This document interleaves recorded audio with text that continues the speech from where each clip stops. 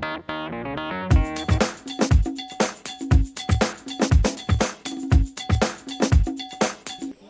everyone, this is me, Morgan, Bree, and Bertsch, and I'm super excited because today we are going to have a fantastic time talking to the people at Battlefield's Earth along with the cast. They are doing fantastic things because they just won a magnificent audio award, so come on, let's go and see what they have in store.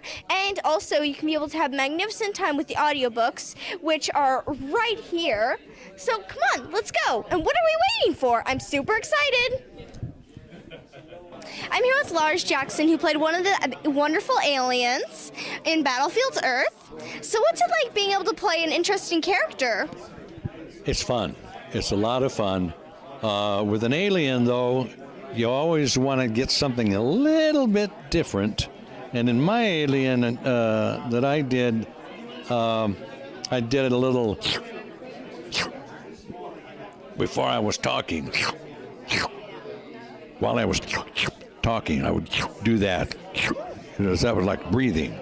See? So that's actually very interesting. So how long did it take for your process to be able to create the character and be able to actually learn the alien language and everything like that? That's a very good question. I don't know, quite a few sessions, recording sessions. So it took a while. I couldn't tell you it was hours, days, because I would come in for 2 or 3 hours on a day whenever I was doing mine. But it was hours. It was a lot of hours. Definitely. Hours always turn into days and so on. And the next thing you know, like, hours wow. become days. That's right. Yeah, it's very good. Well, if you figure the whole Battlefield Earth audio is 47 hours long. So to record 1 minute, it takes probably 10 minutes. Wow. Yeah. That's crazy. Yeah. Well, sometimes it's just like with movies. To get 3 minutes of movie, sometimes it takes a whole day, maybe 2 days.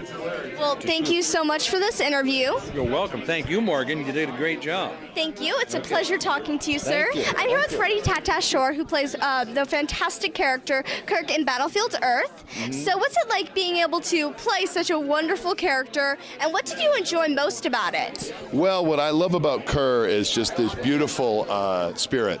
And he was the runt of the litter. He was thrown out as a young one, but he makes good choices in friends, and he's just a true friend, a true heart. So what do you see, what was the aspect that you see in yourself in Kirk? What would you say is your connection? I would say I'm bumbly, a bit clumsy, but I mean well. Yeah. I mean, that happens for all of us. Right. No, I felt he had a good heart, and he really wanted to do the right thing and really believes in his friends, and that's a really important thing. Oh, yeah. You know what?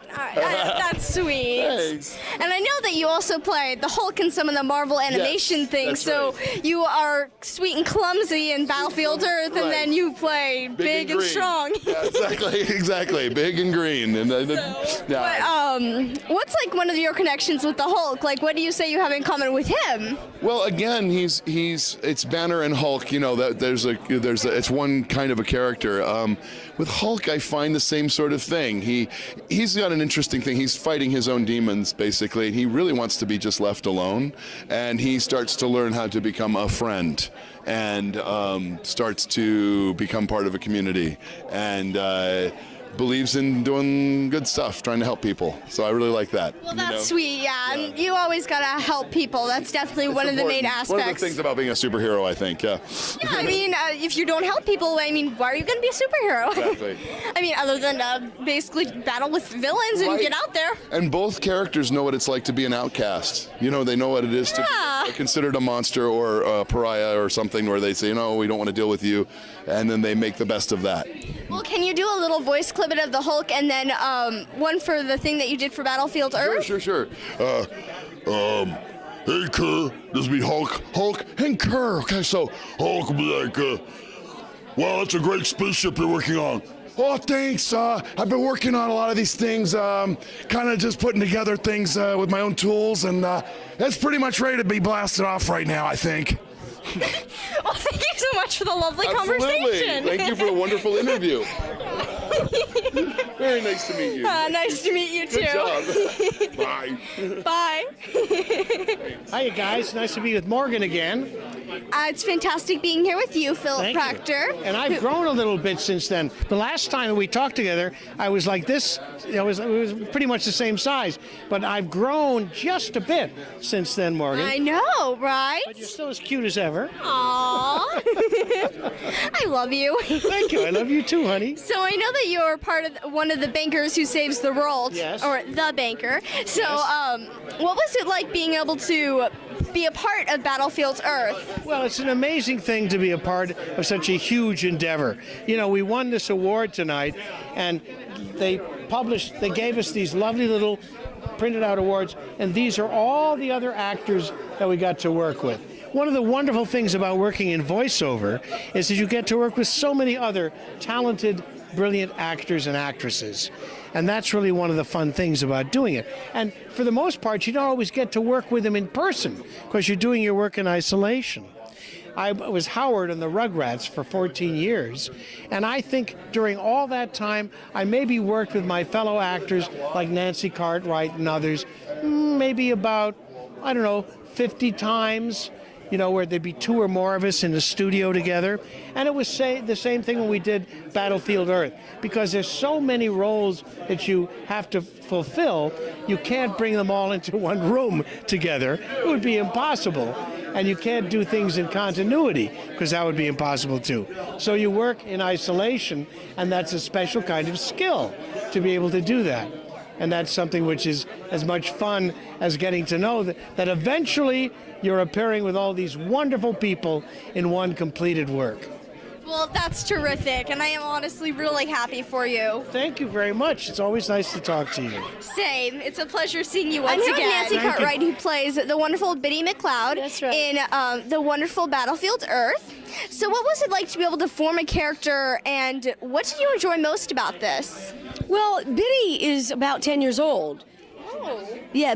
Yeah, he's from Scotland. He sounds a bit like this. He's got a little voice and he gets to carry a very important message. And he's a sweet little guy. He's not like some other guys that we know that are 10 years old. That can be pretty much a hassle.